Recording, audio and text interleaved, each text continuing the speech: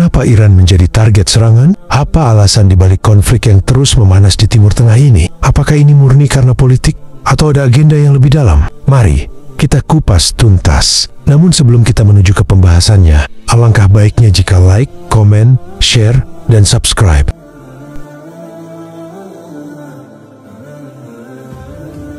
Pertama, sejarah permusuhan Iran versus Barat dan Israel.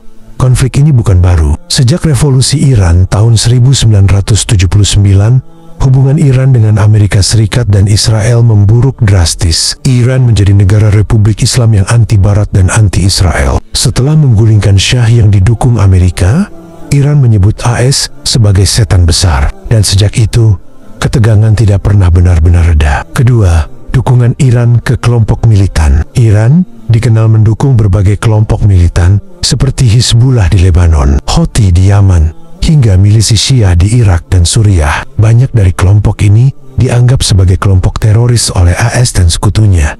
Israel merasa terancam langsung karena Hizbullah yang dipersenjatai Iran berada tepat di utara perbatasannya.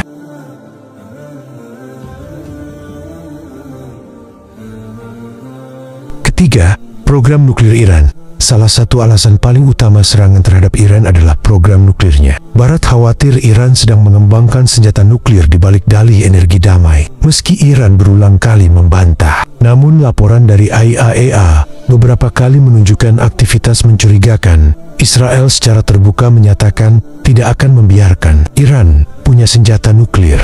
Keempat, serangan balasan atau serangan preventif. Banyak serangan terhadap Iran, terutama dari Israel, bersifat preventif, seperti serangan drone ke fasilitas nuklir atau pembunuhan ilmuwan Iran. Alasannya, mencegah Iran menjadi ancaman yang lebih besar di masa depan. Israel bahkan disebut menggunakan agen rahasia Mossad untuk melemahkan kekuatan Iran dari dalam.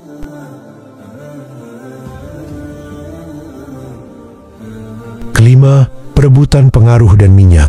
Iran adalah salah satu negara penghasil minyak terbesar di dunia. Konflik di kawasan ini seringkali tidak bisa dilepaskan dari perebutan akses terhadap energi dan jalur distribusinya. Selain daripada itu, Iran juga bersaing dengan Arab Saudi, sekutu Amerika, dalam pengaruh politik dan agama di dunia Islam. Iran menganut Syiah, sementara Saudi menganut Sunni Wahabi. Keduanya berebut pengaruh di Yaman, Suriah, Irak, bahkan Lebanon. Keenam, konflik proksi dan perang dingin baru. Yang terjadi sekarang adalah semacam perang proksi. Perang tidak langsung antara dua kubu, Iran dan sekutu-sekutu Syiahnya melawan AS, Israel, dan sekutu Sunninya di kawasan. Setiap serangan bisa saja bukan antara negara langsung, tapi lewat milisi, drone, atau sanksi ekonomi. 7. Apakah Iran benar-benar diserang? Serangan terhadap Iran biasanya tidak diumumkan secara resmi, tapi ada laporan ledakan di fasilitas militer, gangguan siber, bahkan pembunuhan elit militer seperti Jenderal Qasem Soleimani oleh AS pada 2020. Itu adalah momen yang hampir membawa kawasan ke ambang perang besar. Iran juga kerap diserang sanksi ekonomi yang melumpuhkan rakyatnya. Perang atau politik.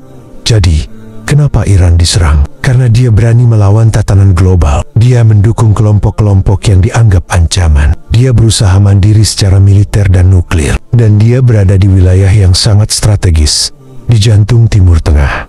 Apakah itu salah? Atau memang dunia tidak suka melihat negara muslim yang mandiri dan kuat? Itu semua kembali ke perspektif. Apakah kamu setuju Iran diserang karena dianggap berbahaya atau hanya propaganda? Silahkan komen.